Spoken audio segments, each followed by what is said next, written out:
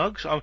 I'll just let you know I'm recording at the moment, so Okay. that's. I'm just telling people that you're on. This is. I think everyone's been waiting for this for a long time. It seems to be quite popular. I've known you since 2010. That's right. Yeah. Yeah. So maybe we should begin by talking to people about that. About that, we go back a long way, don't we? We do, yes. Yeah.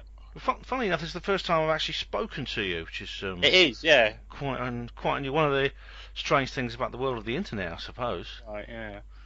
Yeah, but where did I first meet you? Did you join the Panwo forum? I stumbled across it 2010 August, something like that, I think, and we got straight into an argument straight away. I think. Yeah. I don't know what it's about, but it was straight from the off that. I'd only just become a skeptic because, like, I used to be into Ike and all that. And yeah, I wanted to talk to you a bit about that. Yeah, because so you certainly, well, they say there's none so zealot as the recent convert. They often find that actually.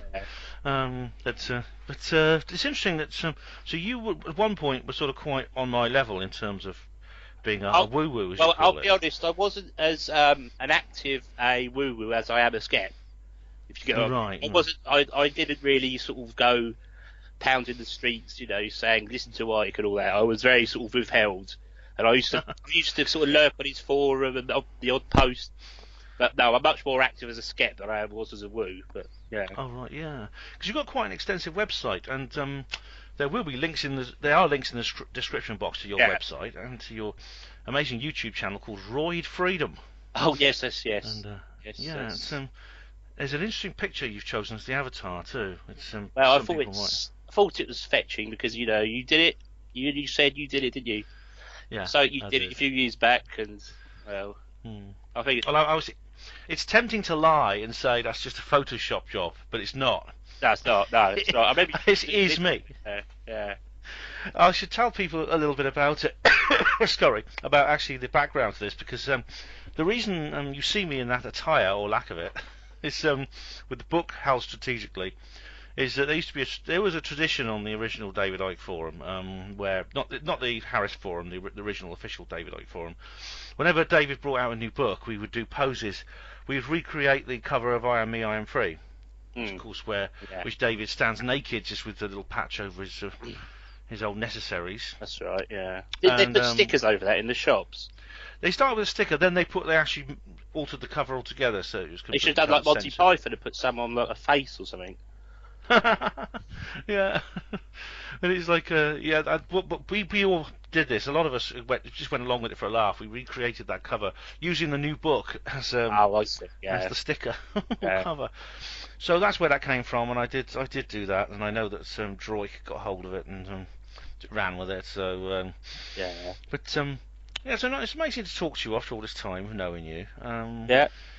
And we've had some heated discussions, I must admit. Oh, very much so, yeah. Yeah, and I did ban you from the Panway forum. I've lost count now how many times you have banned me, so... Yeah, but, I mean... It's not very active, though, these days, is it, really? No, there's not much going...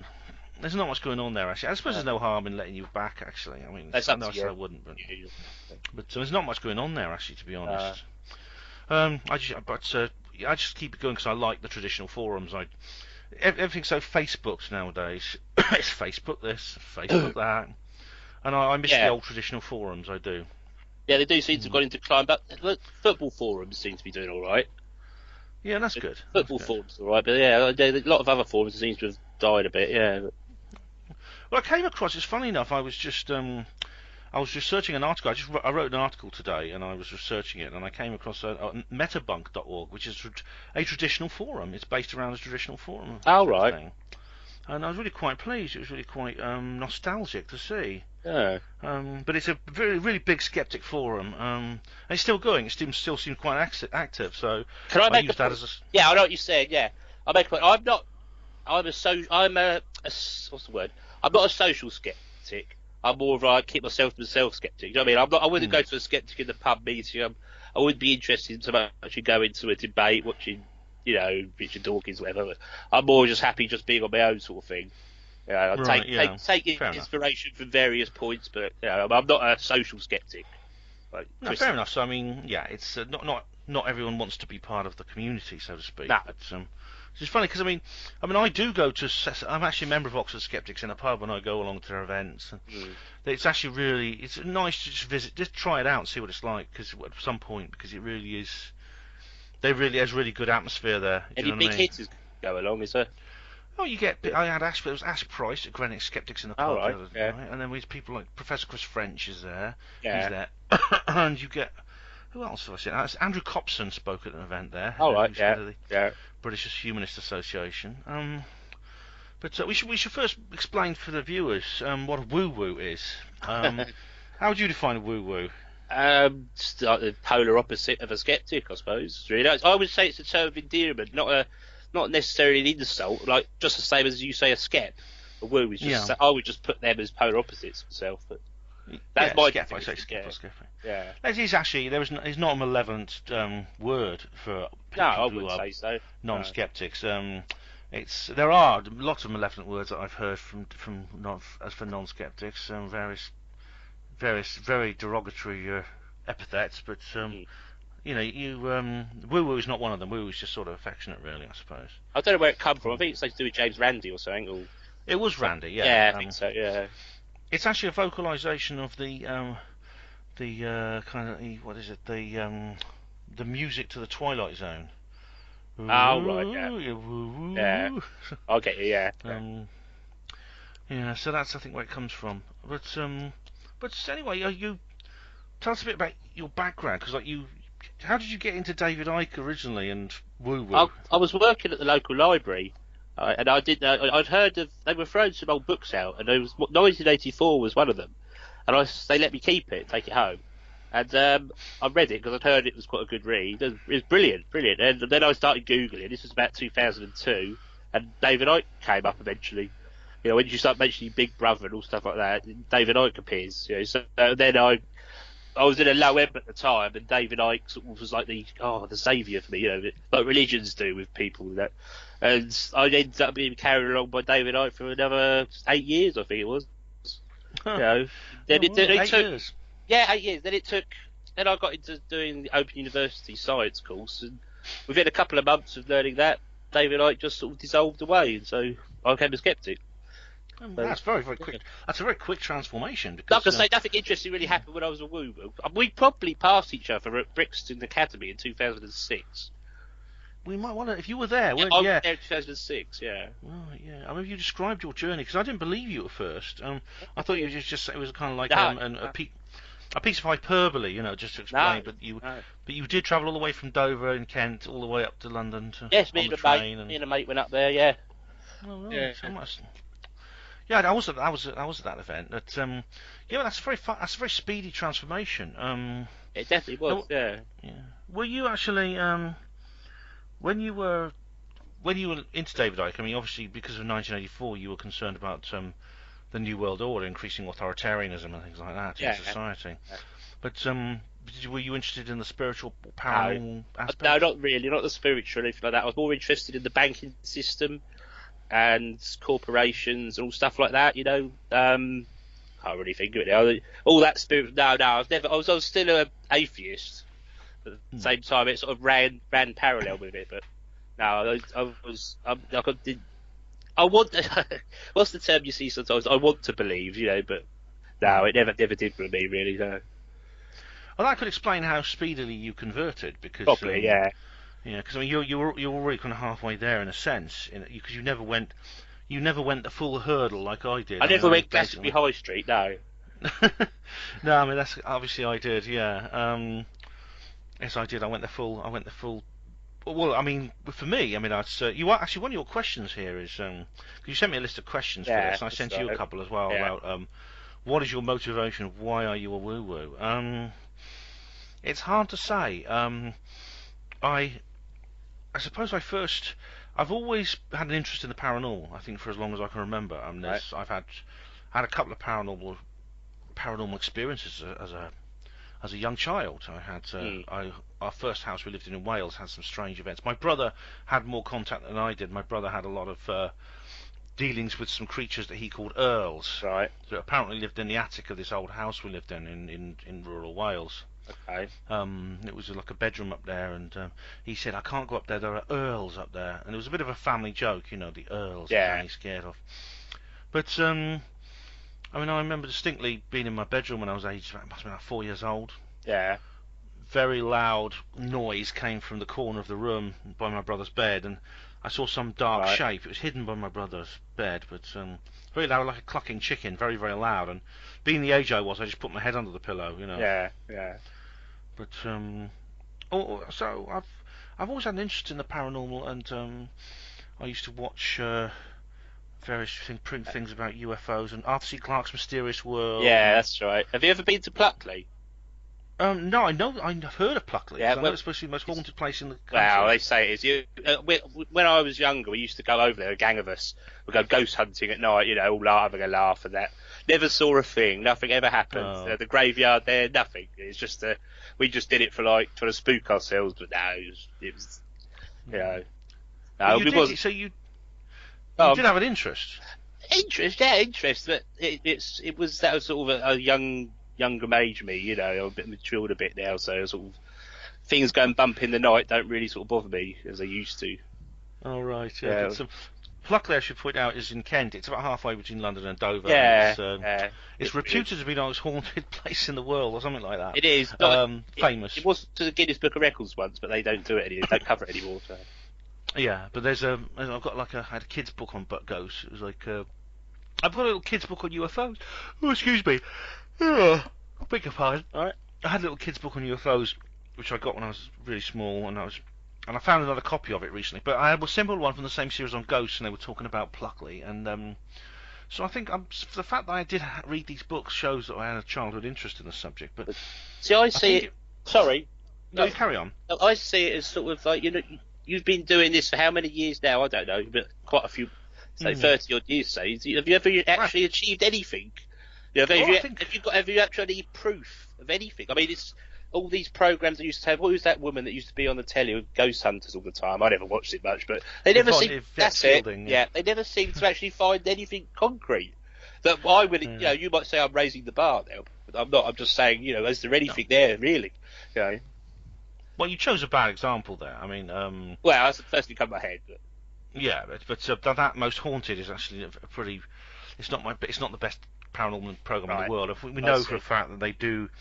If nothing real happens, they fake stuff just so they have a program to make. Right. They don't want to make a program people wandering around when nothing happens. Well, they just happen anyway, isn't it? Yeah. Come. It doesn't though. You see, I mean, I know. I've been involved in TV productions of paranormal investigations myself, and I've spoken to people. A friend of mine is actually a major producer of television producer of these things, and there are real ones. I mean, programs. There's one called Ghost Detectives. It was on a few years ago. It was presented. It was actually hosted by a guy called Ross Hemsworth, and he's a friend of mine. And he's told me nothing is faked on there. And of course, there are days there when nothing really happens. I mean, Chris French was involved in it as well. I remember. But he actually was given an offer once. He actually went to a producer once, and they said to him, because he's a producer as well as a presenter. He said, well, we're going to give you a big budget. He said we got you down for 2 seasons. Yeah. Contracted for 2 seasons. You're going to be working for us for a whole year. He was offered a large amount of money, a big budget for his program, and staff to work with, and everything like that.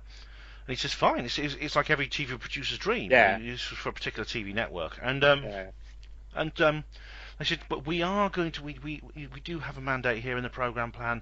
If nothing happens, we will have to fake something just to keep it. Well, you see, there you go. That's why skeptics sort of a bit will sort of, I don't know, what's the better way, but laugh at people that go into. Well, yeah, but I mean, that's not the end of the story. Have you seen anything? Sorry, let me finish. Sorry, I'll just finish this story. What Ross, to his credit, he just got up and walked out. Right. He refused to have anything to do with him. I see. Yeah. So I mean, there are proper. Not many. I mean, it's rare now, but there are proper ghost detective, ghost stories, ghost hunters. I mean, there are real ghost hunters that do the work professionally. Scientists, though? They wouldn't be scientists, would they? Because scientists wouldn't work that way. Well, some are. I mean, for instance, what's his name, Kieran O'Keefe, who worked on he was on Most Haunted, wasn't he? Yeah, but He's a parapsychologist. He's got a degree in various sciences, and he's specialised in parapsychology. But he's got a degree in, I think, from a pure science of some kind. Oh, I see. Yeah, but that seems a bit odd. That's a scientist would, because they work by hypothesis, don't they? And you don't sort of just you'd.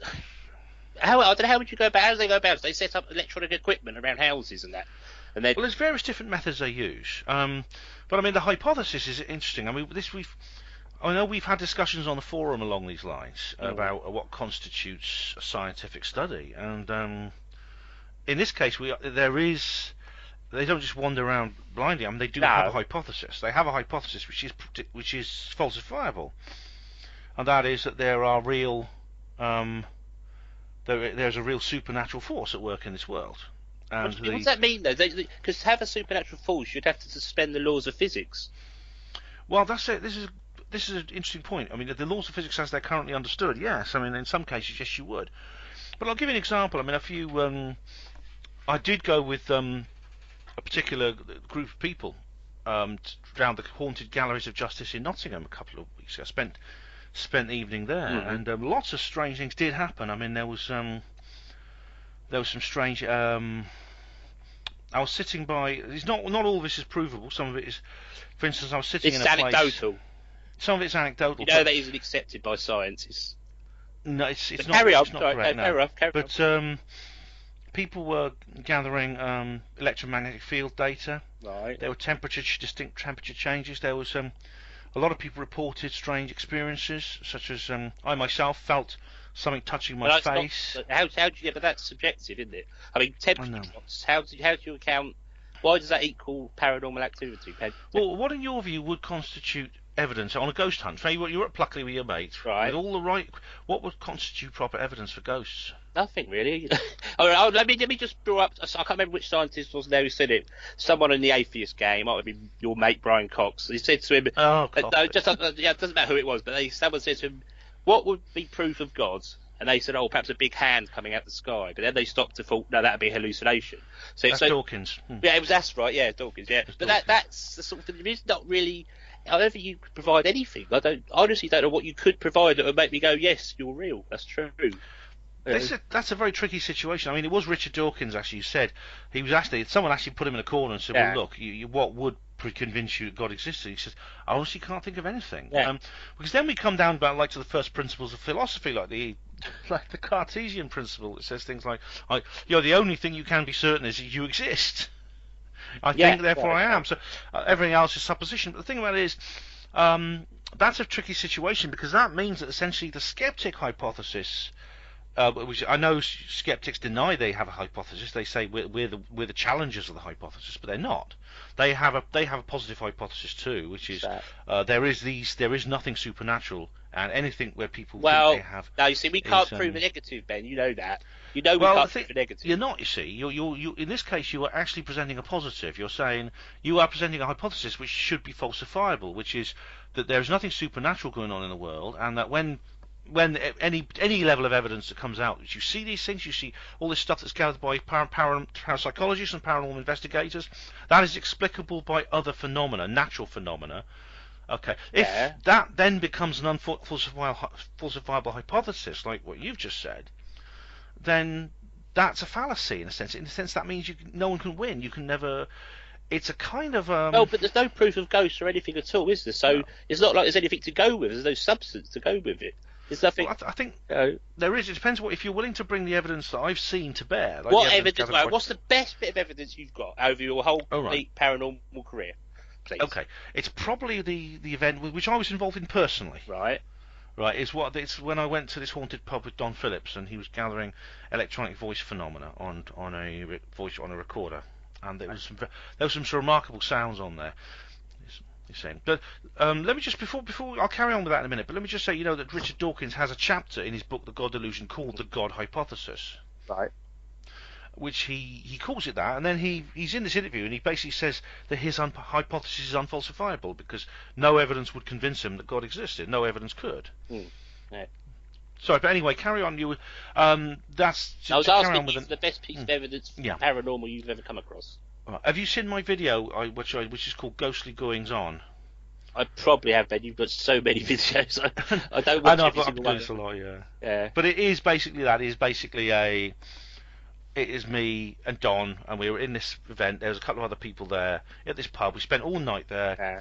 and he gathers some amazing electronic voice phenomena, which is like he records things onto tape just in the air, and then you hear distinctly the voices of children. Right. So the tape recorder picked it up, but your ears didn't. No, my ears didn't. So Although some people did. I still don't know whether that's evidence or not. It could have been children. Well, there were no That's children. the there. Occam's razor, isn't it? Yeah, but you don't hear. But if you didn't hear them, it's strange. I don't know what I meant to say really. Oh, I mean, well, I could tell you. Oh, The explanations for EVP, the skeptic explanations for EVP, tend to fall along two various lines. One is that it's somehow the recorder functions as a receiver. I mean, it's not meant to. I mean, this recorder, which is supposed to simply pick up sound, but at some point, part of its workings inadvertently pick up like a radio transmission from the local news service or something like that. yeah. That's one theory. Another theory is that you're hearing random noise. What happens is these have an automatic gain, so that when you sit down very quietly, the gain immediately goes up, so that anything will sound much louder when it's recorded. Right. And when you hear this, it's basically what's known as apophenia, which is you hear random noises, but you think you hear words in random noises. Right. This is it's rather like pareidolia. Do you know about pareidolia? Yeah, faces one, isn't it? Yeah. You see faces like you see faces in clouds and things like that because they're not really there, but just your brain is geared towards picking out, recognizing shapes and random thing, noises. isn't it? So Yeah. Pick out your mother and that sort of. That's it, and that's all AVP is. That's standard explanations, but I don't think they adequately explain this phenomenon. I think. I don't know. I'd have to look into it a bit more. But if it was so good evidence, then it really would have been widespread by now, wouldn't it? You would have picked up a Nobel Prize or something. If it's that good, that would have proven it all. If you could prove ghosts exist, like you could prove homeopathy works, you'd be one of the most intelligent people ever to have lived. Well, you see, you don't know because it's a conspiracy, Colin. That's your caveat. That's your caveat. That's your free card. Well, the thing is, it's not just a conspiracy as such as that. There's someone dictating it. It's more, the conspiracy is more along the level of creating norms in society. What is considered sane and insane, possible and impossible, moral and immoral. And that's a direct quote from Mike. I know. It's about creating those what's it called, the Overton window of sensibleness. In other words, an area which is considered to be normal. Like these vary from culture to culture. Like some cultures are very, very religious, and it's very devout Christianity and biblical literalism is within the window of normality. In our particular culture in Britain, it's not. People can believe in God, but no one, saying that the Ark was real and the Earth is 6 days old is not. The same thing. It's the same thing across the whole world. No matter what tribe or community you live in, ghosts either exist or they don't. It doesn't matter whether you believe them as hard as you can. They still don't exist if there's no proof for them. Yeah, but the thing about it is what I believe is that things like ghosts, UFOs, the paranormals, and all these other things I talk about lie beyond the window of normality. In other words, our culture. Do you see what I mean? Now this is why you're not going to get a Nobel Prize, at least not yet, for discovering that ghosts are real. You're going to discover a new branch of science, then. And then science. It will become science, like Einstein got the Nobel Prize for electrophoto effects, wasn't it? Not relativity. So he sort of developed a new branch of science, but it doesn't seem to sort of. You've had so many people looking for ghosts all around the world all these years, and nothing's ever happened. Nothing's ever been. Well, that's debatable. Can't ghosts just be sort of a way of comforting people with their loved ones or something, or have passed on? It was a way, like mediums used to, just as a way of comfort. When was the first mention in history of ghosts? Well, they've been a part. Well, they go back through all recorded history, and indeed they probably existed in prehistoric societies. Oh, you know that. You know that for facts. Well, I don't know about prehistoric society specifically, but I know that in the few remaining prehistoric cultures in the world who derive directly from prehistoric cultures have ideas of ghosts. You have to remember they didn't know any different, did they? That was the best explanation they could come up with at the time. Well, you brought up several points here. I mean, firstly, you touched on the NBA thing, which I was hoping to come on to later. Yeah. The NBA, yeah, Yeah. it's comforting. Still It's only a comforting. bronze. No. Well, you might get a silver after tonight. I'll have a word with Di. But I mean that it's what I'm saying to come back to the original point was that ghosts. I think there's going to have to be a major sea change culturally in society before this is going to be seen anything other than what it is. And the conspiracy is not that there's people that they're dictating directly to everybody. That's not the nature of the conspiracy. The nature of the conspiracy is that by through their control of the media and through the control of education and what is basically normal, sensible society, through that way, they can put out the idea that these things are lunacy and they're just fringe and they're not, and it's crazy to believe in them. Well, you could believe in them, but just don't take them seriously. I think the fact that they're educating people well enough to not believe in these things, because we don't need people believing in ghosts, do we? It's unnecessary. I think so. Go on. If you're an educated person, you study something. Yeah. And you go to university and you study it very hard. Yeah, right. It's true that people who have higher education tend to believe less in these kinds of things. Go on, yeah. But the thing about it is, the problem with that is that those who don't, the minority who do, are treated quite badly by their peers.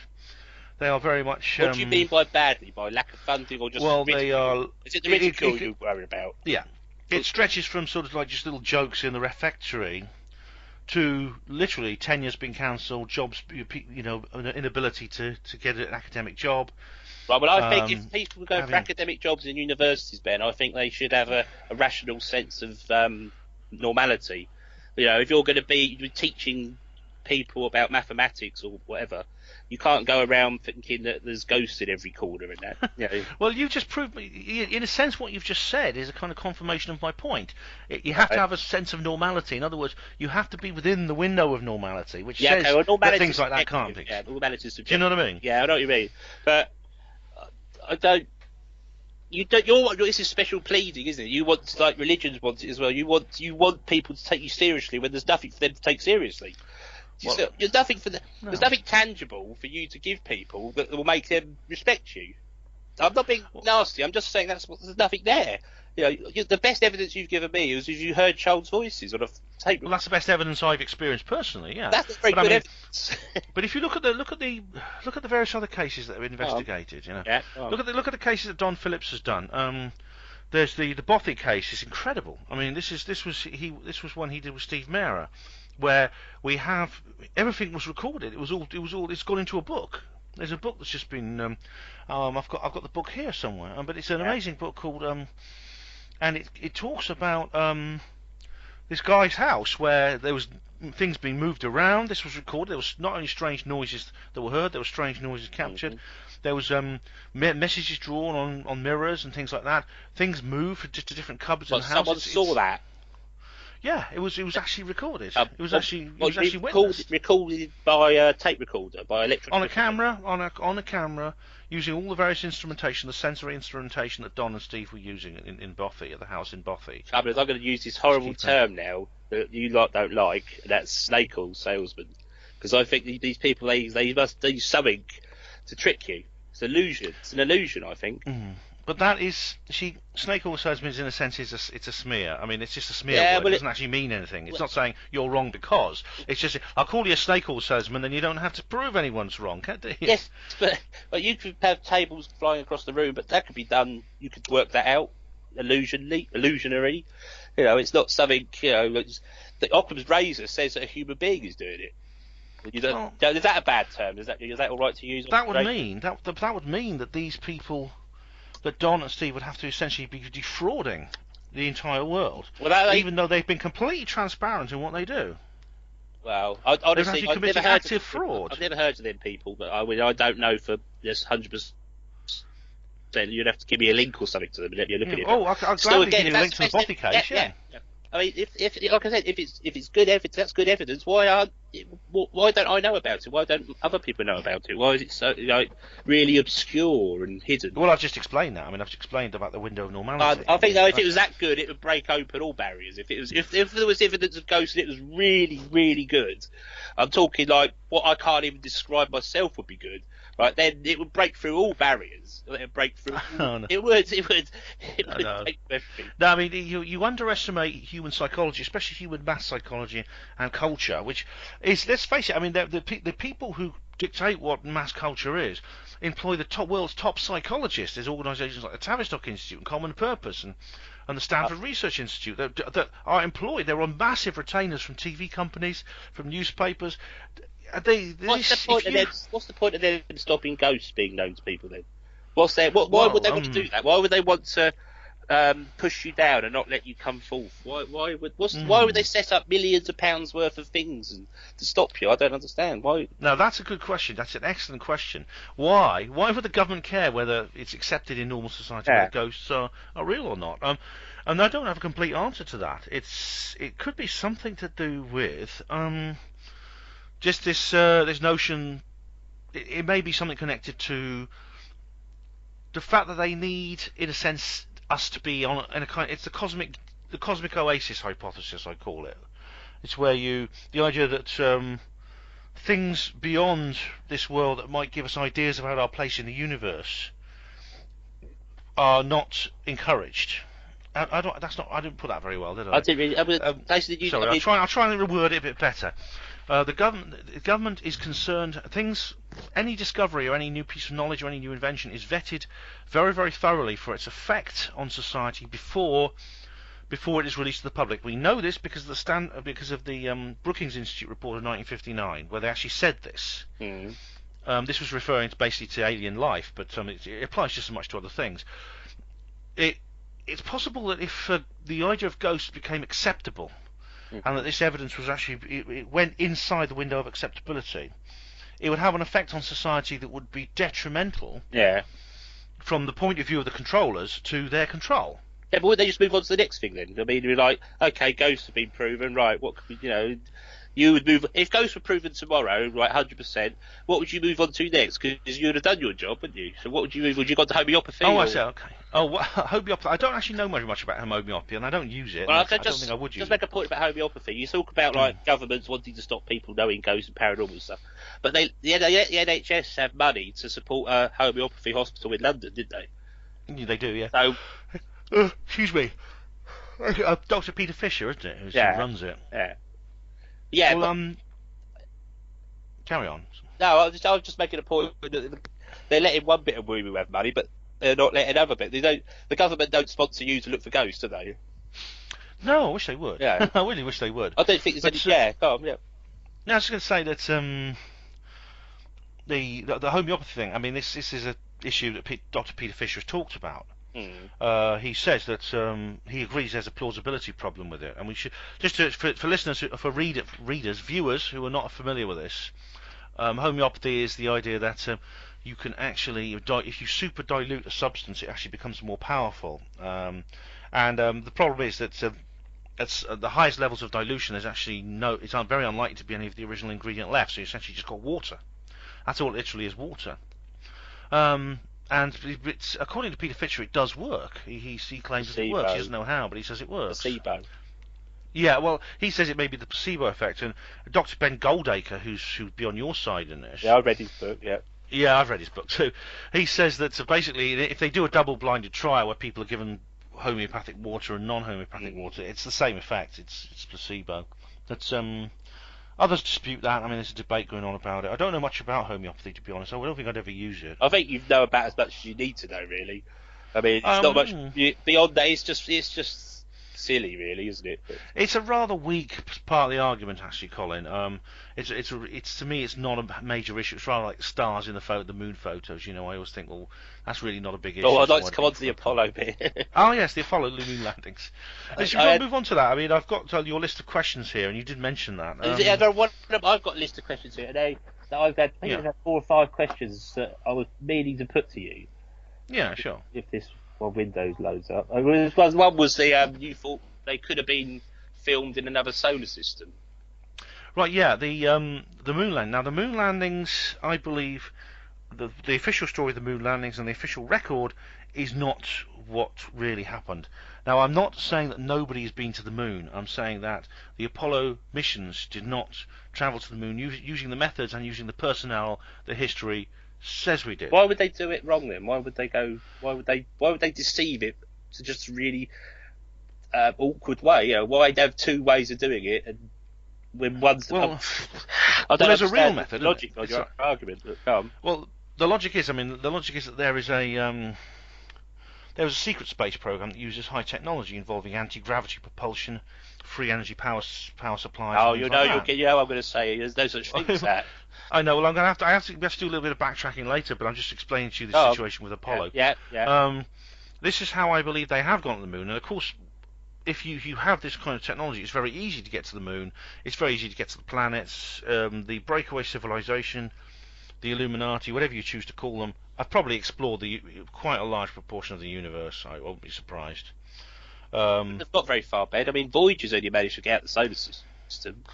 Voyager is this is the public face of the space program. The public face of the space program is very different. It uses conventionally recognized technology such as the rockets, which especially the various rockets designed first by the Nazis and then by Jack Parsons and people like that, and the NASA, Korolev in the. So you're saying there's a parallel space program, secret. So there's a parallel space program running alongside the public one, yeah. Where are they launching the rockets for this from, then, that no one knows about? I don't know, and they're not rockets, they're anti-gravity craft. I don't know. Anti-gravity craft? That's sort of like an oxymoron to me. Anti-gravity. And funny enough, I mean, the idea of anti-gravity only really... Sorry, I'll keep butting in, I'll just keep... It's alright. I was going to say, the idea of anti-gravity is actually... was actually, in the first half of the 20th century, was perfectly acceptable, and there's a lot of serious work being done into anti-gravity. And I'm biased when I say anti-gravity. There's nothing that specifically breaks the laws of physics. It's just that usually electromagnetic effect, it seems to cancel out in a small area the gravitational field around certain objects. So they essentially become weightless. So you're using the electromagnetic field? Yeah, very often there's various methods. It often involves very powerful electromagnetic fields or fast rotation. You do know about the four laws of physics? The four forces. Four forces, yeah, four forces. Yeah, I do. But the gravity is the smallest one, and it's the least powerful. That's why, we don't have a gravitational attraction with cars, because they're so small. Yeah, but I'm trying to get my head around what you mean. You use the electromagnetics to negate gravity. It appears that gravity is one of the four forces, like you said, but it appears that it can be created artificially in a much larger, much more powerful amount than occurs in nature. Just simply through. Is this through science? Yeah, it's through. There's various different methods. This was first observed actually quite a long time ago. I mean, even in the late 19th century, there was some work involved in this, and there was a patent issued for a device created by George Pigott. I think it was in the early 20th century, in which he found a way to. You put running electric current through something to actually, in a certain way, or a certain frequency, it could actually, reduce the weight of a metallic ball. Right. And there's another guy who found by rotating a ball very, very fast, it actually fell at a slower speed. Then we all know that things in gravitational fields fall at the same time. This is the cannonball and marble experiment carried out by Galileo from the. They did it on the Apollo 17, didn't they? Yeah, the feather and the ball, the rock, or whatever. They dropped at the same time. Both hit the ground at the same time.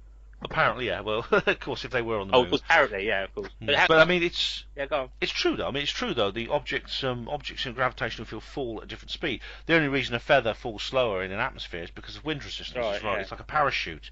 It operates like a parachute.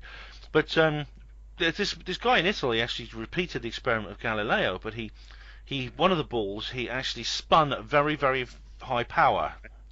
Very, very enormous speed. He set the balls rotating at about 7,000 rotations per minute, and he dropped that at the same time. These were perfectly spherical metal balls. The rotation should not have had an effect, but it did. It had an effect that that ball fell slower. And Eric Lathwaite, the designer of the magnetic drive, so what year was this? motor, What year was this?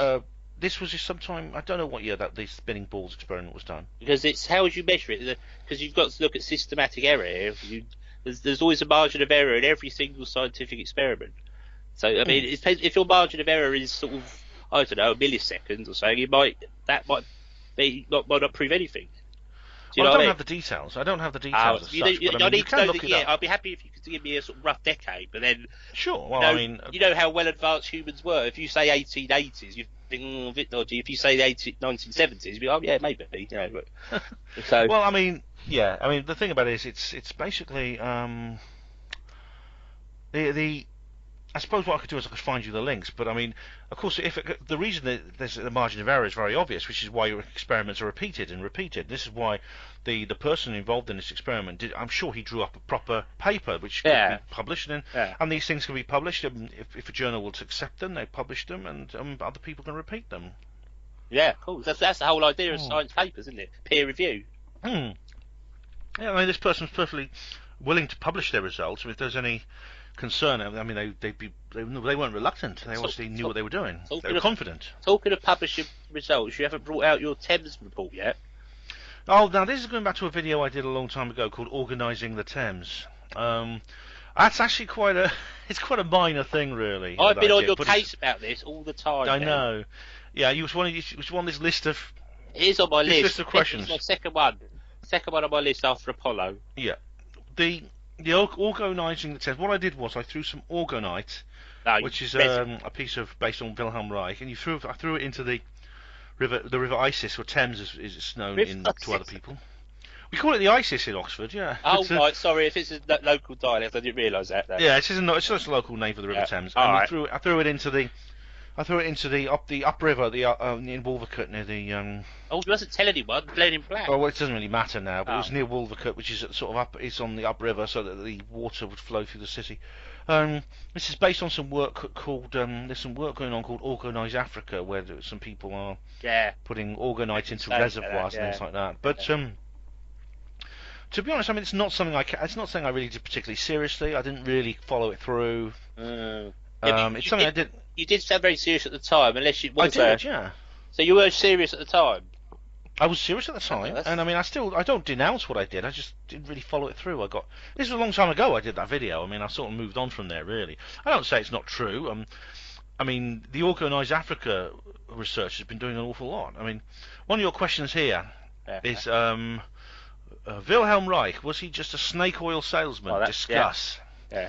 Well, again, a snake oil salesman is just a slur word. I mean, are you saying Wilhelm Reich, was he wrong? Is that what you're saying? Yeah. Was he incorrect? Because there's again, it all goes. I say the same with Ghost. There's no proof of it. There's no evidence. He didn't. You're going to say they destroyed a lot of his papers, but you still got to know. You still got to know enough about him to be able to latch onto him. So you must have said enough to make you convinced. Yeah, I mean, there's some of his material was published. I mean, he's written some books. Yeah. So yeah, I mean, some of his material was Was he a psychiatrist or a psychologist? He was a psychoanalyst. He actually started off as part of the original psychoanalytic circuit under Sigmund Freud. That's right, yeah. But he broke from Freud and his family very, very brutally and abruptly because he had completely different ideas. But he's once part of Freud's inner circle, but he had totally different ideas about the ideas of psychoanalysis. I mean, the ideas of libido, which he called orgone energy, which is sexual energy, which Freud saw as a metaphor simply for mental processes. Well, he believed it was a real force. He actually believed it was a real force. Was he convinced, or was he another L. Ron Hubbard? No, he was not L. Ron Hubbard. I mean, L. Ron Hubbard was just like it's just you can't even compare the two. You're cherry picking now. No, I'm not, because it's a totally false. Comparison. Why is it? L. Ron Hubbard was the leader of Scientology. He was a cult leader. I was watching a video about him earlier about Dianetics, and he was selling books and he was making millions. Oh yeah, millions. Wilhelm Reich probably wanted the same thing. Reich actually did not make millions. I'm not saying he did. But he probably was wanting to latch onto that kind of market sort of thing. You know, people that don't know enough and aren't educated enough, and then they think, oh, I'll get onto this. You know. Well, I do hope Leon Southgate will comment in the comments box on this, because he's an expert on Wilhelm Reich. Wilhelm Reich actually did do things in a proper scientific way. He Start up with probably, yeah. Well, he was throughout his whole life he made an effort to be as scientific as possible. I mean, this is an ideal that I think all scientists aspire to, and they don't always succeed. Even the mainstream ones that say all the nice things that skeptics like don't always succeed. No. Everyone's human. But, Well, they end up being professors, don't they? You know? yeah, but no, yeah, he's no way Reich would ever end up a professor. I mean, he was he believed in what he was doing. He believed that what he was doing was correct. He discovered these things called bions, which he thought were like life-giving archaic life and things like that. What's that? And all going. A bion is like he studied microscopic slides of living creatures, living flesh, living tissue, and he found these tiny little specks in it, which he called bions. I don't have all the. Doesn't cause Morgellons, does it? No, that's something we can come on to later with Morgellons. But now the point is that Reich did try to do things correctly, and Reich was treated very, very badly for his ideas. This is what I mean by the window of normality. He was way outside the window of normality. Whereas Freud, Freud has become a household name. Freud and his family have been enormously influential. Yeah. Well, did he do things the right way, or did he do things the way he didn't invent the system energy, wanted? did he? No, he didn't. He was essentially a psychologist who had this idea about psychoanalysis and about cigars and things like that. Dreams. Psychoanalyst now is pretty unheard of, isn't it? As far as I'm aware. Oh no. It's pretty much gone these days. Absolutely not. Psychoanalysis and the ideas of Freud is very, very influential. No, I'm not indeed. saying the ideas of Freud have gone. I'm saying you don't get psychoanalytic help on the NHS as much, or I don't think. Not on the NHS. No, you can. There's still psychoanalysts you can visit. Of course, yes. I don't. Look at Woody Allen. I mean, he never. All his films are kind of like a joke about it. You know? Yeah. It's very, very influential indeed. And the organisations such as the Tavistock Institute, the Rand Corporation I just mentioned, they are very, very. They have some of the top, highest trained psychoanalysts in the world working for them. I mean, in fact, I used to know one of them. I used to know one of these people. And this was a person who was who did a lot of work with the NHS. All right. But I mean, in a sense, this is the point I'm making about the window of normality. Do you know who Dr. John Mack is? No. He's a psychologist. Right. He's a psychologist who studied alien abduction. Oh right, yeah. And he's a tenured professor at Harvard University. Yeah. And because he gave the answer that the system didn't want, he was basically hounded out of his job. He was treated in an appalling manner. I mean, he was. He said that alien abduction is not just dreams and sleep paralysis. There is something real going on. There's an objective reality behind alien abduction. But there's no alien abduction, is there? He was treated, but there is. I mean, Mack did a proper scientific study. He didn't go into it with a bias in favour of alien abduction. Right. He went into. He actually said, when he started off, he did believe it was just a psychological quirk of the mind. But by the time he finished his study, he said, actually, alien abduction is a real thing. There are real aliens that really take people away, and he was treated monstrously. What evidence did he have for that? Well, let me just finish the story about what happened to him. But yeah, we can talk about his evidence. But he was treated monstrously by his university, by his colleagues. He reports he used to walk into the cafeteria to have lunch, and people just get up and walk out. They wouldn't speak to him. They passed him in the corridor. They wouldn't speak to him. Right. He was a tenured professor, and he managed to keep his job in the end. But they tried to get rid of him. They tried to hound him out. I mean, this is how secrets are kept, Colin. It's not a conspiracy in the sense that there's so many people who know all about it, and there's too many because someone would spill the beans because too many people would have to know, etc. It's a tacit understanding and a tacit agreement between people on a subconscious level to do what is right, to do what they believe they're supposed to do. And it's as I said, these things are organised by top psychologists. Yeah, no one's shut you up, have they? Well, I'm not. I don't have. Well, actually, I was kicked out of hospital portrait for this. I know. Dr. John Mack almost. Now, if you were in Dr. John Mack's place, and it's possible when he started out his study, I don't know. I mean, he was a very brave man. What's his evidence? I mean, you've told me all about how he's treated by his Let me just say this. Yeah, go on, I'll tell you. But is it not possible, Colin, that if he may have been tempted to say, look, I'm just not going to get involved in this. I'm just going to shut up about it. I'm just going to parrot the party line. It's just people having weird dreams, and they're a bit they're prone to fantasy. They're not really being abducted by aliens, and then I can just live my life quietly without all this hassle. Don't you think he'd be tempted to say If his that? evidence was so good, then I don't think he's got anything to worry about. Well, this is where I really disagree What's with the you on evidence? this. But you tell me the evidence. All right, Then I well, might have... right. Well, I can look into that. I've got a copy of his book. Where is it? Should know off the can't top of your find head, Ben. No, I mean, all I know. Well, one of the things I know off the top of my head was He actually one saw particular. an All alien right, ship, didn't it? yeah, I'll tell you about one of the events I know off the top of my head. One of the best cases. That's the first one that springs to mind. Yeah. He visited a school in Zimbabwe in southern Africa where a bunch of children had reported that an alien spacecraft had landed in the playground. Right. And the aliens had got out and they talked to these little kids. Yeah. He went and he interviewed them. There was 150 odd witnesses. He went and he interviewed them, and he's trained as a child psychologist actually originally, and he said that these kids are telling the truth. Argument Their ad stories populum. match up. They're telling the truth. Argument ad populum. Well, if they're all telling the same story, Colin, Well, if they're all together, they're going to know the same story, aren't they? They're going to tell it to Well, each other. They think can tell about it it, to these each other. kids- How do you know? It's still not proof, is it? It's anecdotal. but the thing is, he knows when children are lying. He can tell when children are lying. He's trained. What, 100% of the time? Yeah, well, he's pretty good at it. I mean, he's This is what's where you go say, 100%. how can you prove that he can do that 100% of the time? Look, you just look.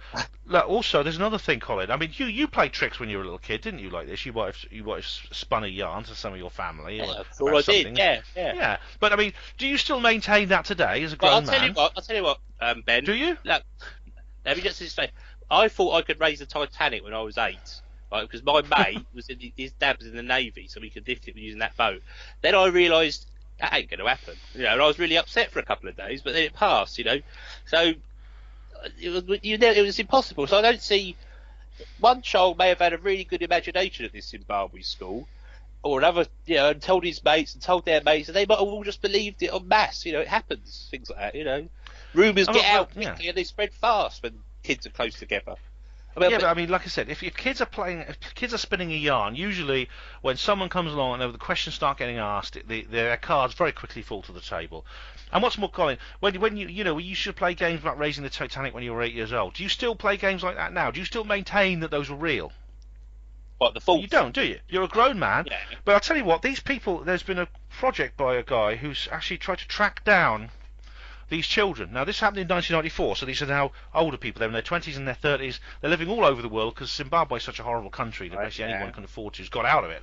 And he's tracked them down, and they maintain to this day, as adults, that what they said that day to Dr. John Mack was real. But you see, that's all well and good, but like I say, it's argument ad populum and it's anecdotal, right? There's no evidence of any. This professor you talk about hasn't seen it himself. So why, if he's Well, so there's no clever, photograph. No. he's so clever, why is he just believing children? Is it? Well, he interviewed them very thoroughly with his assistant Dominic Papadopoulos. How was he interviewing? How was he interviewing them? What kind of questions was he asking? Well, you can if you go to the YouTube Did you channel. see a put in UFO? Ruler. Yes or no? Well, do you want to go to you want to check the video out? I mean, check it out and see what you Send think. me all the links you can. It's up to you. But I mean, I'm just asking you. You know, I'm not just going to believe everything. Of course not. I mean, I wouldn't expect you to believe it. No. But I mean, check out. What I'm saying is check out the video of it, him speaking to these children, and also check out the video of the follow-up interview done with the children as adults. Right. And just say to yourself that yes, you're right in a sense. There's no hard evidence. There's no photograph of this craft that landed. There's no physical evidence gathered. There are, I mean, in some UFO cases, those things are gathered, but in this case, there's not. It's getting to the point where there is a bit of bar raising going on here, Colin. I mean, supposing, let me give you an example. This is one of the questions I wanted to ask you.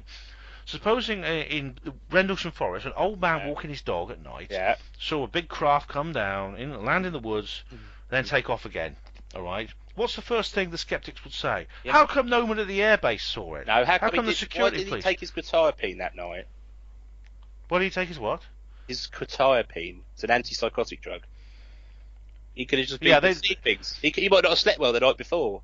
Well, they would also have asked things like, well, why did no one on the airbase see it? Because there's the Woodbridge Bentwaters airbase nearby. Why did no one there? Why did the security police not come out and investigate? Why did the deputy base commander not make an audio recording of what he was seeing? You know, Right. if that happened, I'd believe you, but I'm afraid there's just not enough evidence. Okay, all right. But what have I just described? I've described the Rendlesham Forest incident. Yeah. And do you know what? The skeptics still come up with cock and bull stories about lighthouses and things like that, and I've heard joyriding ice cream I've heard vans and truckloads of burning manure to explain this. But they are actually It's- more plausible than what you're saying. But they're not more plausible at all. They're lunacy. They're ridiculous. I mean, So why do it's- UFOs never land in Trafalgar Square or anything? sorry? Why do UFOs always seem to land in obscure places far away where it's really subjective to know if they were there or not? Well, Why I don't mean, they land first, in Times Square or something? I don't know. I mean, you have to ask them. I don't know why that is. But I mean, you know, what the aliens are thinking and why they do what they do. I don't know. I don't know why they do what they do. You think? But I mean, our they do. They do sometimes land in populated areas. In fact, there's a good reason to think that a saucer craft came down in suburban. In 1955, came down in a suburban area of East London. All right. No, I've never heard that one. It's reported in a book by Margaret Fry, and it's Right. she's quite a credible lady. I've spoken to her. She's a credible lady. All right. So in a sense, we have here bar raising. We have the skeptic. You know, it's not more plausible that some highly trained security specialists actually saw a lighthouse and thought it was an alien. That is not plausible, Colin. That is lunacy. And that Is it just people, one UFO then? Well, there's different stories depending on who you talk about, because there are different witnesses who tell different stories, and I mean that is a problem at the moment. Unfortunately, there's a lot of conflict going on within the community of witnesses. But we know there's evidence to suggest craft landed in at least two different locations in the area Right. of Rendlesham Forest near the base in 1980, Christmas 1980. Right. So. So there, that's true, Colin. So I think, but the problem is if people are starting to say things like, "Oh, it's," I mean, why is it more plausible to say it's a lighthouse? Why is that more plausible? I don't know. Perhaps there's more Occam's razor than saying it's someone's come halfway across the galaxy to land here. Now you bring up Occam's razor, and that's very, very interesting because I think it's about the sixth time I've done it, but yeah, go on. yeah, but I mean, we should talk about what Occam's razor is. Occam's razor is a problem-solving exercise. It's a method by which you choose the simplest explanation first, the one with the least amount of assumptions that needed to explain it, and you use that first to explain something. But if the problem is, I mean, I actually wrote an article about this today. It concerned a ghost photograph. Oh, I read that, yeah. All right, yeah, It's Occam's skep razor. bashing. I was very kind to him actually. He's quite good. He's quite good as skeptics go. This guy. But I mean, the thing about Occam's razor is like you have to know that if you're going to assign a hierarchy of likelihoods, you need to know how likely these likelihoods are. You can't just make it up off the top of your head unilaterally. So we need to know how likely is it that highly trained security officers at a nuclear armed base would look and see a lighthouse in a local, which is a well-known local landmark, and think it was some kind of craft in the middle of the woods. How likely is that compared to the distinct possibility that real craft came down from another world? They wouldn't assume it to be a UFO, would they? Because they're probably They quite... didn't. Oh. They didn't assume it. They observed it. You know you've spoken to them then? Yes, I've spoken to these people directly. What, the I've interviewed two of them on my show. What, the guards? Yes, the security guards. Oh, right, blimey. I've had John Burroughs. I've had on my show. I've had Larry Warren. Yeah. They're the ones that said it was a lighthouse. No, they're the ones who said it was an alien. Right. You see, it's the skeptics who say it. It's the skeptics who, from their armchairs, are second guessing these guys. Sometimes years after the event, Why do you saying, believe "Look, it's a UFO then? It's all right for you to believe it's a UFO, but not for skeptics to not believe it. It's fine to believe whatever you want, so long as what I'm saying to the skeptics is it's fine to, if you have an explanation for something that doesn't involve craft from other worlds, that's fine. But I mean to say, oh, just come up with anything off the top of your head and say, well, it's a non-ET explanation, therefore it wins by default because it can't be falsified. This is another thing that annoys me, and this is where organisations like Bufora go wrong. They say, always try to explain something with a non-ET explanation first. And would you say that's sensible? No, non-UFO first before you start bringing in the possibility of UFOs. That unfortunately leads to the very same problem that I talked about with Occam's razor. You're in a situation where anything physically possible can be could be brought up first. No matter how implausible it is, it takes precedent over a UFO investigation just because it's physically possible. So therefore it wins by default. Therefore, in a sense, explaining away a UFO event simply becomes an exercise in the imagination. That's not science. That's not a scientific attitude. Not science to say a UFO has just landed. Well, it is if there's evidence to suggest There's something no very evidence. strange landed. Yeah, but there is evidence. There was massive eyewitness testimony. There's physical evidence in terms of markings it left on the ground in the woods. There's the report that was released, the official government report that was released in 1983, which was put on the front page of the News of the World. I mean, that is evidence, Colin. I mean, and then to say, well, actually, I can think of a non-ET explanation. It was a lighthouse, therefore I win. Non-ET explanation. Yeah, it's anti-scientific, and this is where the skeptics go wrong. Oh, right. And a lot of UFO organisations actually go wrong on this too. Right. So, does this bring you into to Roswell? Was that real, or was that just a? The Roswell incident. The Roswell incident is unfortunately it's far thinner on the ground than Rendlesham Forest. We were lucky with Rendlesham Forest because basically as soon as it happened, basically the fruit started falling from the tree straight away. Yeah. I mean, basically the whole there's a lot of work done by the horsewomen, Randalls, Bruni, Street, Butler, from day one. They got hold of the witnesses, they got hold of the whistleblowers, they got them to talk. Holt the Holt memos then released in 1983 because this wasn't done. The government didn't do this out of the goodness of their heart. It was done after a lot of campaigning by various researchers. Well, I'll tell you what, Ben. I'll put this. Right, if you send me some links, your best links, the best evidence you have, you send it to me. And if you ever want me on here again, after I've looked at them, then the conversation may be different. But yeah, I'm not an I'll expert send you on Rendlesham Forest, right? I mean, I've heard of it, and I know a little bit about it, but I'm not an expert, and I would say it wasn't UFO related. Well, I was actually hoping we could do maybe a series of these debates, sure. debates, because there's so much material. We got basically years of discussion on the forum, which we could actually draw on to have various debates. So, but in terms of Rendlesham Forest, I'll send you all the links you like and just see what you think. But I mean, my problem is not just with this. It's not just the particular skeptic explanations of the problem. It's a problem with the skeptic movement itself. It's a problem with the actual the thought process going on within the skeptic's mind. This is the problem, I think. Mm.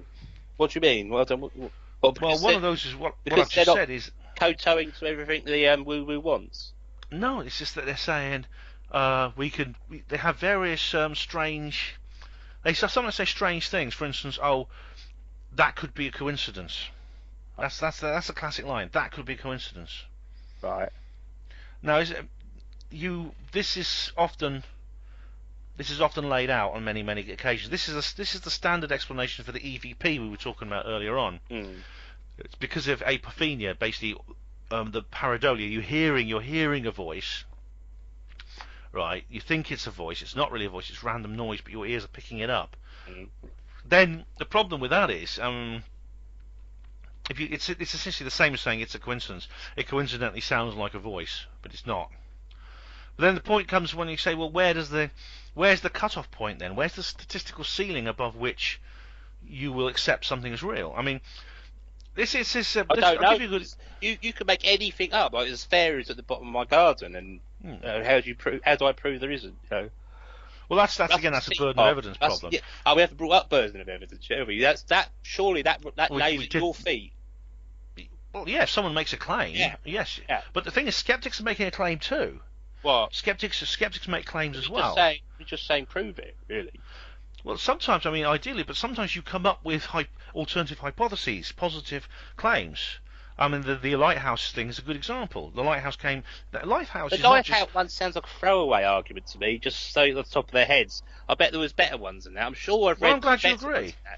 I don't know. I've never been to Rendlesham. I wouldn't know where the lighthouse is in respect to the base and where the thing was meant to be seen. I don't know. That's why I'm sort of asking for sort of non-partisan information sort of thing about it. Yeah. Well, I mean, I'll give you another example, which is slightly more plausible. Going back to the Roswell incident. Yeah. A favourite skeptic explanation is that it was actually a secret. It was a classified operation to fly a balloon, a spy balloon, which could pick up Soviet nuclear bomb tests. Highly classified. It's called Project Mogul. That's what stands.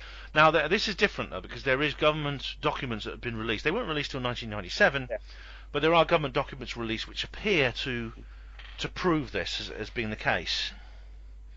Right. So now You're waiting. now Is this what this disclosure thing is all about? You're waiting for some president to tell you. yeah, it's connected. But why to will that. you believe? Why will you believe the president over that, but you wouldn't believe him over other things? If you just sort of Well, you see, I why won't do you pick and necessarily. choose what you want to believe? I think.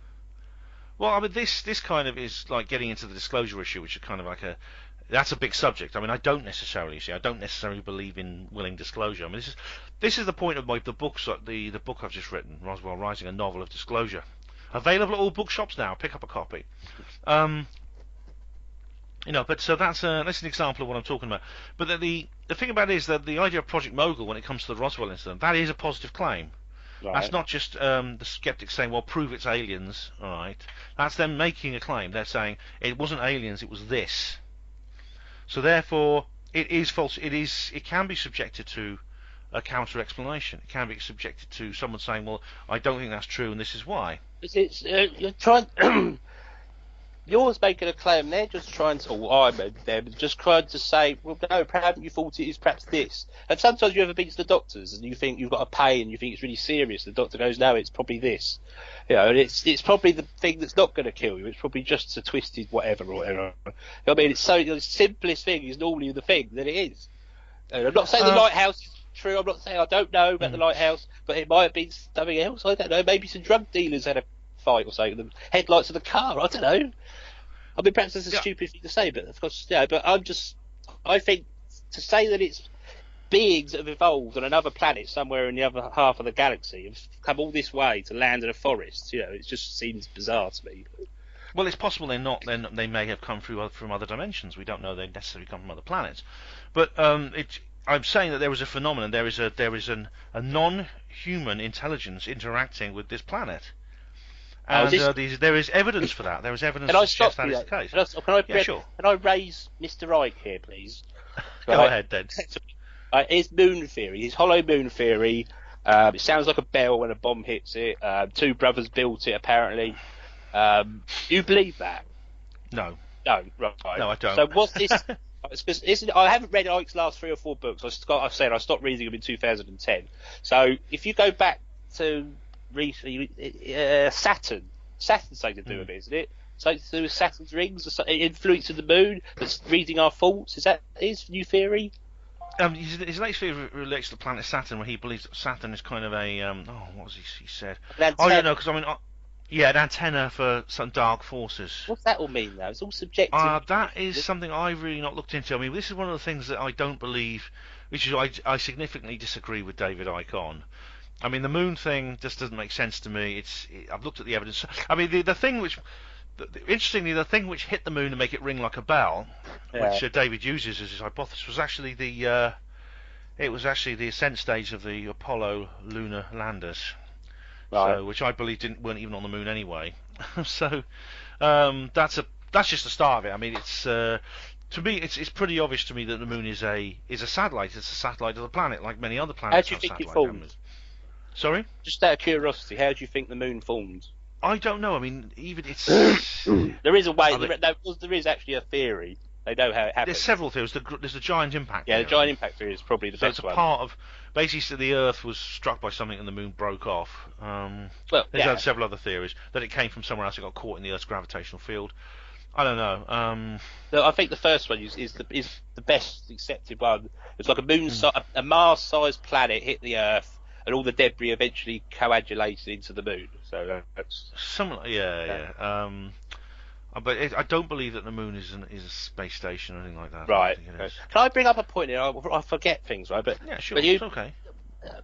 From your position, you could take David Icke and other conspiracy theories. You say, I like that theory. I don't like that one. I like that one. I don't like that one. So you can pick and choose what you like, because you're not a flat earther, are you? No. No, you're not a hollow earther. No, no, I used to be. I'm not now. Right, because David Icke in The Biggest Secrets says he's a hollow earther. He mentions about hollow earth. In 1998, you wrote that. I don't know if you believe that now or not. But why in science, you're a scientist, say Richard Dawkins or Peter Atkins, they can't say, oh yes, thermodynamics is definitely real, but evolution isn't. You know, you have to accept everything. You virtually don't. You know, if you're a scientist and you can read all the books and look at all the evidence, you'll see that everything's, you know. But with woo, you can sort of pick and choose what you feel like. You know, Well, I don't pick and choose what I feel like. I say if I think something, if I've got reason to believe that perhaps not you something in is general, right, but people can just I will say, yeah. Yeah, But I mean, in my case, in most other people's cases, we don't pick and choose. If we believe something's right and we have reason to believe it's right, we say it's right. If we have reason to believe it's not, we say it's not right. You've got reason to believe that Ike's wrong on the moon. Yes, I have reason to believe he's wrong about the moon, Right. and about Saturn, and about several other things as well. I think he's wrong about a lot. What about the shape-shifting? That I think he's right about. Oh, so you actually believe that a human being can morph into another species? Yeah, the Queen is a lizard. Yes. Really? No, you're not putting my Yes. little power. You're not a No. power, are you? I'm serious. I'm not pulling your leg. You I've think looked. the Queen turned into a reptilian? Yes. Why I do. me? No, I thought you were joking all along. I don't know why. No, I mean it. No, I'm serious about that. And I mean, in a sense, that reaction is one of the things that is one of the reasons it is kind of like never gets out. What do you expect people to say, Ben? That's not fair. I It's know. not fair. I know. You can't expect. It's like, you know, if someone said to me, "I've just crossed the M25 at peak hour," you'd laugh at them at the same time, wouldn't you? I know. I mean, it's true, Colin. You're right. I mean, I do understand what the shall we say, plausibility problem with that. What idea. convinces you? What convinces you that she's a shape? It's funnily enough, it wasn't actually David Icke's book's The Big Secret, which is actually the primary source. It was actually when I started looking at other sources related to it, particularly. There's a guy called Brian Desborough who's written a lot about this. I've heard of him. Also, yeah, he's a good friend of David's, and also much older books actually by someone called Lyle Watson. No, I've never heard of him. No. Now he wrote a series of books that were quite popular in the late '60s, early '70s time, like Supernature, and there's one called The Romeo Era, and there's one in particular which was called Lightning Bird, which was about indigenous African mythology. Right. It's one that was written I think he wrote it about 1980. It includes an interview with Credo Mutwa, the same one who interviewed Ike, who Ike interviewed. And it's very, very interesting indeed. And it does talk about the it's the prevalence of the shape-shifting mythology. It's all over the world. I mean, in all different cultures across the world. That was witnessed, though. Sorry? That you haven't witnessed anyone do it, though. I've never witnessed someone. I've never witnessed. Why do you believe it then? No. Well, as I'm explaining, and there's a massive amount of evidence from people all over the world. That's anecdotal. I mean, that's like 5 to 50 countries nonsense, isn't it? Yeah, but that's the coincidence thing again. You say, I mean, you have to say it's a coincidence. Different cultures who had no contact came up with these same ideas in their mythology. Lots of and you things find it happen. everywhere. I would be more amazed if coincidences didn't happen. Because I can't say the word. Coincidences happen all the time. They do, but you have to be sensible when you start saying things are coincidences. I mean, if for instance, the Sistine Chapel in Rome. Now you know who painted it, don't you? It was painted by a guy called Michelangelo. Yeah. It's beautiful mural. It's all over the walls and ceilings. It took him about 8 years. Yeah. But supposing that was an anonymous painting, Right. how would you know it was actually a painting? How would you know it's not just random splashes of colour? Well, it'd be pretty lucky, wouldn't it? I suppose, but. Lucky, exactly. You could say that of anything. You could say that with music, couldn't you? It's just random. This is the problem, noises. isn't it? Well, this is the problem. How do you know when you're playing when I've listened to some of your tunes. Because you play piano, I should point out you're a pianist. Yeah. And you do a good job. But how do you know when you're listening to one of these pieces that you're not just listening to random noise and your brain is interpreting it as music? It's because of the intervals between the notes, and it's sort of like the way they worked it out, the Greeks and the Romans, and why it sounds something fulfilling to our mind or something. It's hard to describe, but it's just the way. It's mathematical as well, I think. What's it called? That one where the circle goes round. Oh, that sounds silly. The phi proportion. I think so. Yeah, I think the Barchi sequence. Yeah. I think. Yeah. But then I suppose my question would then be, however, if you are in a sense making a statistical judgment on that, whenever you say that's lovely music, it is. I mean, however high the possibility that this is a coincidence, it's physically possible for random noise to create that kind of pattern. If you've got enough So amount of therefore, time, everything will happen. yeah, just as it is physically possible that Michelangelo didn't paint the Sistine Chapel. He just got angry one day. He started kicking pots of paints around the shop, and he looked at it and he thought, that's nice. I think I'll leave it like that. It is possible. In which case, if you disagree with that, if you say, well, that can't possibly be true, you have to set a statistical ceiling. I had a debate with Dr. Paul Fisher about this. Sorry, Dr. Paul Rogers. It was very interesting at the ASAP conference in 2011. I said to him, I brought him an example in a book. There's a book called Beyond Coincidence, which is really good, and it has a little fictionalization in it. Okay, and imagine you're involved in this. You know somebody. He wins the national lottery. And then the following week he wins it again, and the following week he wins it again. And when he's after 6 weeks in a row of winning the national lottery jackpot, he's arrested by the police.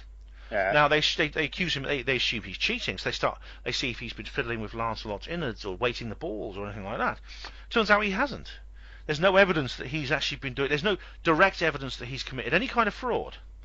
So they put him in court and they try him for fraud on statistical evidence alone. On basically, they say, well, beyond reasonable doubt, things like that. And then when it's his turn to defend himself, he stands up and he says, Your Honour, I'm just a very lucky guy. And then he sits down again, and the court has to acquit him. The court has to acquit him. Do you see what I mean? Yeah.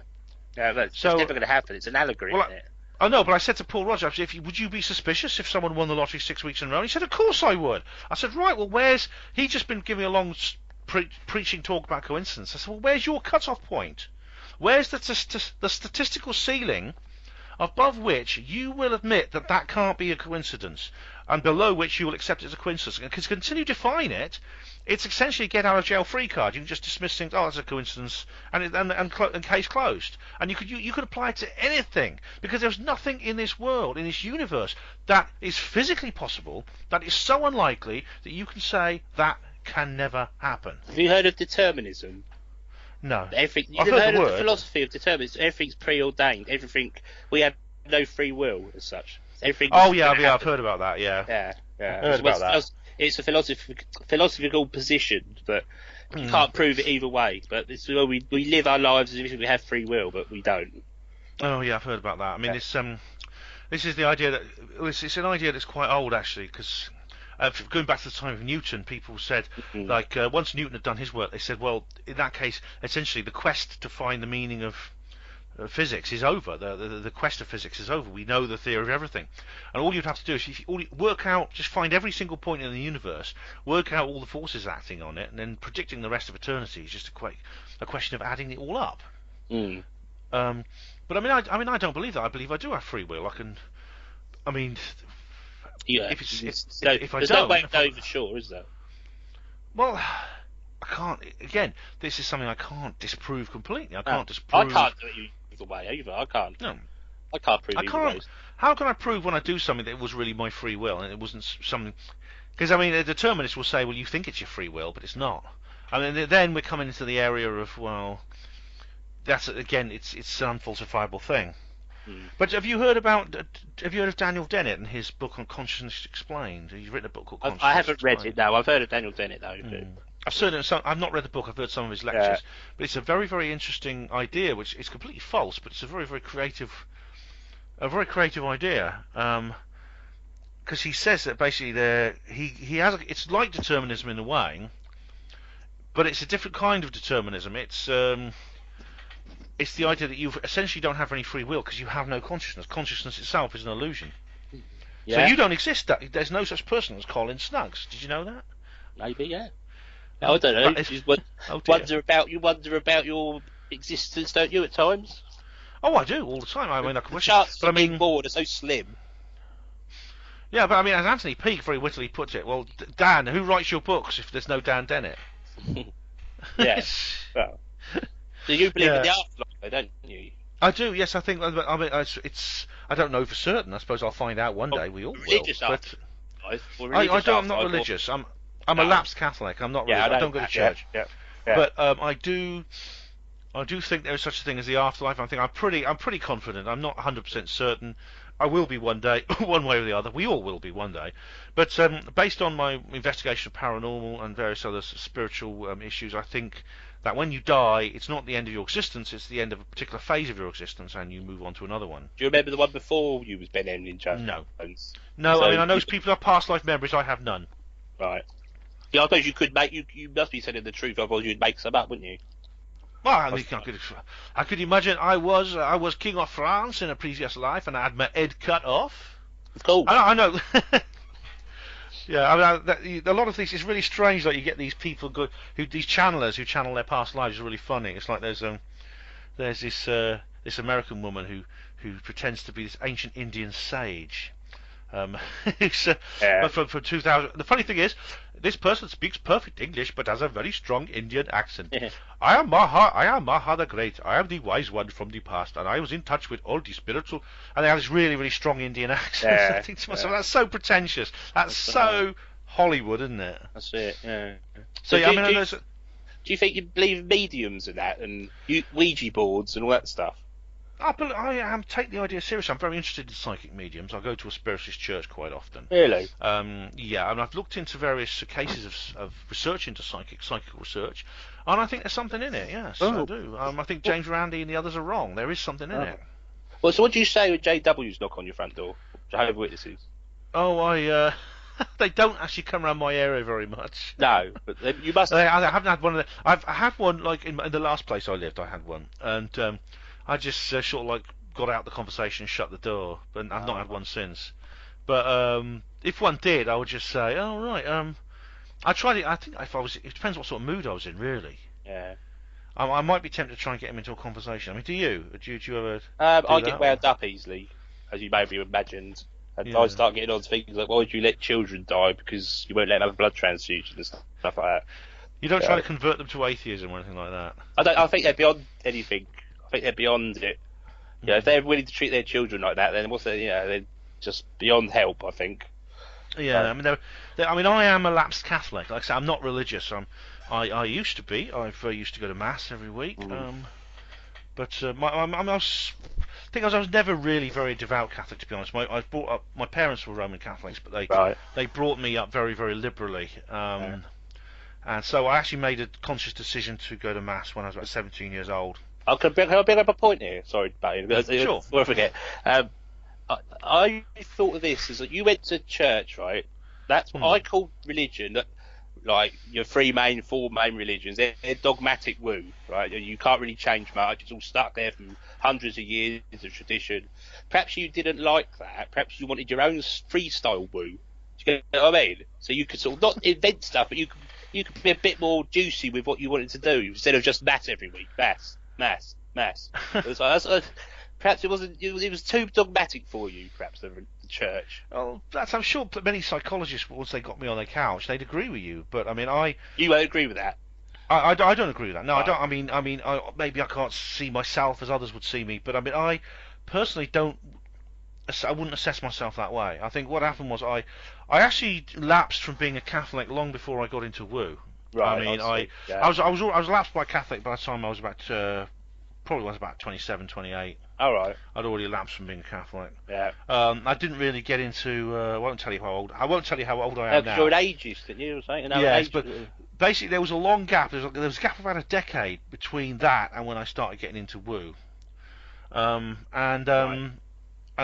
most of that time, I was actually something of almost similar to you. I was a bit of a Dawkinsian atheist. I was not a skeptic. I was not really interested in things to call myself a skeptic. I wasn't an active skeptic in the sense that I actively disbelieved in A, B, and C. I wasn't really interested, and I was pretty much an atheist in terms of my outlook on the world. I was pretty much a materialist for about almost 10 years, I'd say, and then I discovered David Icke. No, I didn't. I sort of like I gradually, bit by bit, I came to these ideas I have now. And there was no one moment when I woke up, took the red pill, or anything like that. No. I just sort of came into it slowly. No. You come into woo slowly. I came into woo slowly. Yeah, I did. It was a bit of time. I think it was the moon landings thing. I think that really kind of like pushed me over the edge, because I remember thinking to myself. Yeah, guys, you're thinking to yourself. Sorry, I keep batting in. The moon landing. Yeah, it's sort of because I didn't remember thinking. Well, if that happened, if that was wrong, what else was? So I started reading David Icke. I started the That's when I started reading David Icke. And then 9/11 happened. Mm. And that was a major turning point in my life, as it was for many people. That was blown up by an X-ray machine, wasn't it? You said. Oh, well, that's a long. I'll come to that in a minute. Good, But yeah, but I mean that, and also the death of Princess Diana. I mean, the Diana in 19. See, with Diana in 1998, I was actually on duty that night at the hospital. I was on duty, and I got a call through from the Ministry of Health actually telling us to go out and put the flag down to half-mast. This was before it was announced on the news, and so I knew what had happened. But this was like about 4 or so in the morning. But the crash happened several hours earlier, and I remember talking to the doctors, and the doctors were saying, "Now, why is she still in the tunnel? Why haven't they moved her?" And she was not moved to the hospital. It was all a bit strange. The ambulance sort of got there, and then there was talk about her being resuscitated in the hospital. Then she was dead. There was a lot of very, very confusing messages came out before the final announcement that she died. Well, I was surprised you haven't linked it with JFK. Oh well, JFK I've taken an interest in as well. I mean, I've written about that. I've done radio shows on that. And can I bring up something? There's 2 things, right? Is it Dealey Plaza where he was shot? Yeah, right. Dealey Plaza. That's triangle, isn't it? Mm. Right. Do you know Brixton Academy? That's in a triangle with its capstone at the top. Yes, and it's got an eye. That's quite ironic, isn't it? I know. Mm. You can see the eye in the pavement as well. It's very interesting in the street plan. I know. No, you were asking about 9/11. So, do you want to carry on? Sorry, because I wanted to bring up 9/11 again. You can bring up 9/11. It's just I always giggle at your explanation of it. Oh, I mean, all right. Well, wasn't an X-ray machine. Right. I believe I believe that 9/11 was the method, the weapon used to destroy the World Trade Center was a directed energy weapon. I've been studying the work of Dr. Judy Wood. When you say about scientists, I mean, Dr. Judy Wood is a scientist. She's a professor of mechanical engineering. Yeah, she's like sewing out a red dwarf that's gone haywire, isn't she? she's a brilliant woman. She's really, really a brilliant woman. I mean, her book is a proper scientific textbook. It's called Where Do the Towers Go, and it's about this. Right. And I mean, it is done properly. I mean, she refuses to be drawn actually on other side issues. She focuses completely on. She hasn't got no agenda to be this way. Then she hasn't she doesn't like the government. She didn't like the Bush administration, so she's going to fight against it by using this. She's actually extremely dedicatedly focused on this one issue. She does not bring up. So has she proven it? I think it's proof. Yeah, I think the evidence she has gathered has never been refuted, despite claims to the contrary. I mean, people don't refute the evidence. They just call her names, and they call people who believe her names. That's all they do. Okay. And this includes people within the 9/11 Truth movement who just don't like, who. So in a sense, this is like a division within a division. There's the official 9/11 Truth movement. When we talk about things like 9/11, we talk about these terrorist things, right? And there's been nothing's been as bad as 9/11, but there's been horrible terrorist attacks since then. We go to the Paris ones. You know the Paris ones, 18 months ago or a year ago. I remember you going on your shows and your blogs saying that it was inside job, or it's a staged event, and you had fake actors there and all this. And sort of, I find that a bit sort of close to the bone, really. It's not very nice. Well, I don't believe that about Paris. I don't believe that about the Paris attacks. Right. I think the Paris attacks from what I've seen, the Paris attacks were real. I mean, there's a lot of things that were put out or fake. I mean, there's stories about how terrorists blew themselves up to the point where nothing could be found of them except they needed DNA to identify them. We're talking the Bataclan here.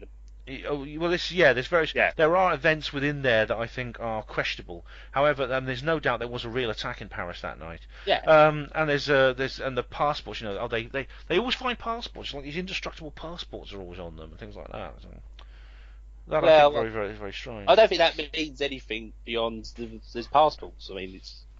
Well, it's like a passport of 9/11. I mean, the foul from the burning plane. Maybe it was a fake one. I don't know. I mean, things happen like that. Let's get back. Don't want to come back to coincidences again, but it's. Doesn't it bother you? I mean, surely it bothers you that. What bothers me? The lies like this are coming out. I don't know if they are lies or not. I don't know if they're lies or not. There's some kind of fireproof, explosive. From what I know, I watched it happen on the telly that 2 airliners flew in both towers, and they were hijacked by terrorists. So that's all I know. I've read Adventures in what's it called, Narnia, or whatever Ike wrote. Alice in Wonderland, Actually, and yeah. he's got. It took him 11 months from the accident to happen to publishing that. 11 months. But I It's mean, like didn't he you? wanted it to happen almost. But do you not? Well, he did a lot of research. I mean, it's all in there. The book, But he's his been to 50 methodology is all in countries, there. so I suppose must be. This was long before Dr. Judy Wood did her definitive research. But I mean, do you not? In a sense, if you say you just all I know is two planes flew into the buildings, why believe the official story? Because that's the best one there is. That's the best explanation. But you don't have an explanation. You just saw two planes fall into a building. Well, I wasn't there. That's not an explanation. Yes, it is. So 2 planes flew into a building. That's it. What really happened? Right? Were the planes actually there? I believe not. That's what she's saying. They weren't. So the planes were hallucinations, or they were holograms. They were not real aircraft. Right. What about the people on the planes? What happened to them? Well, they were just made up. Well, there's several different ideas about that. One, there are very, very short passenger lists for various planes, and some of the people there have been efforts to trace some of the people, and they haven't been traced. Others have been. I mean, for those that were traced, I mean, I don't know what happened to them. I mean, I'd be very surprised if they're alive, but I don't know what happened to them. I don't know what happened. I mean, if these flights were real, then I don't know what happened to the flights. I don't know where they are. They did not fly to New York and crash into those buildings. So the planes. So we saw them on telly. People in the streets saw them, and 2001 was quite advanced technologically. But they managed to do that. They actually managed to just pretend the planes weren't there, but they weren't to us. Well, it's possible they managed to project some kind of image into the sky. Where from? But I mean, it's surprising how few people actually, a large number of people don't. They said they saw the plane but they didn't hear it. They heard the plane but didn't see it. Yes, but if your planes are going around all the time, your brain blocks it out because it's like if you live next to a railway line, you forget the noise is there. You don't always hear it. Well, this is a plane flying. I mean, the noise of the engine has been ear splitting. This is a plane flying close to the ground JFK at full Airport's throttle. not far away from Manhattan, is it? Yeah, but the planes don't fly 500 feet between the buildings. I mean, they fly. They go up much higher. Right, so the planes didn't make any noise. They went to the effort of making the images, but not the noises. Yeah, this is the thing. I mean, it would have made a massive amount of noise. I mean, the engines at full throttle at that distance would have been ear splitting. I mean, it would have been really loud. You'd have had to put your fingers in your ears, right? Because it would actually hurt. It would really be painfully loud. Yeah, people were well. So where did the rays come from that blew the buildings down then? Right, I don't. They're not rays. They're not electromagnetic. It's not electromagnetic. Right. It is. What happens is. Excuse me. We talk about the four forces. It seems that when electromagnetic fields interfere in certain ways, sometimes this can trigger the release of a fifth force. And that's a big. Maybe. We've been going for an hour and a half, so maybe when we reconvene, we can maybe talk about that at a future date. So a fifth force. A fifth force, yeah. Another kind of. So they've worked out how to put together the four forces. I say this is a big subject, but basically what happens is when these electromagnetic fields interfere in a certain way, a massive amount of energy is released from a completely different source. There's a guy called John Hutchison, a Canadian inventor. Hang on, you're telling me they've worked out how to. Hello. Hello. Sorry, yeah, I can hear you. Yeah, go on. Basically, this comes into the energy. This comes into the area of free energy, which is a big subject. You can't have free energy because it's thermodynamics, isn't it? Yeah. Now we've been talking for over an hour and a half, Colin. I was just wondering if maybe we could do a part 2 on this debate. Yeah, sure, yeah. And we'll talk. I'll tell you all about free energy then. Would you like that? Yeah, and send me some links. I will. I'll send you links to Dr. John Mack, to Rendlesham Forest. Yeah. And all these things, and maybe we can talk about them when we get back. Yeah. And you're going to put this on YouTube tonight, you say? I'm going to edit it and upload it immediately, and it should be up there hopefully before midnight. Okay. All right. Yeah. Okay. But I just want to say thanks very much, Colin, for being on. It was really good you doing this debate. It really is. Yeah. Thanks for having me on. Yeah, and you tell the listeners. You can come on a panel already as well if you like, but tell the readers, viewers, whatever you are, whether you pick it up psychically, however you. How do people find your website? My website is Colin Snuggs, all one word, at .co.uk. Right, yeah, and It's just called Colin's Elbow. It's just I don't blog as much as you do, but there's a few articles there of interest if anyone's interested. So, yeah. And there's your YouTube channel called Roid Oh, yeah. Freedom. That's one of them, and the other one is Beats Art 77. Beats are 77. That was also your name on or my Colin on Snug the Hapanlo name, forum. Yeah. I'll have to reinstate you on the Hapanlo forum, but Yeah. yeah, sure, Colin. No worries. So go there. There'll be links in the description box to them. So go to see the Roid Freedom channel where you see this picture of this strapping Adonis above the banner. Don't get too excited, ladies. And there's several videos on there where you kind of, which is quite interesting. I mean, one of the videos you actually say, what is it? There's one I want to bring up. Yeah, the importance of debating alternative thinkers. You've done 3 separate videos on this, and you actually express a desire to actually interact with people like me. Yeah. That's cool. Yeah, that's cool. Yeah. Simple as that. Well, you've certainly achieved that this evening, I think, Colin. Yeah, it's been interesting. Yeah. I'm looking forward to your information you'll send me. I will send it to you immediately as soon as we end the call, and Okay. and we'll do this again sometime. Yeah, sure. Let me know. Yeah. Okay. Well, thank you very much, Colin. Okay. See you later, Ben. See you. Bye-bye. Bye.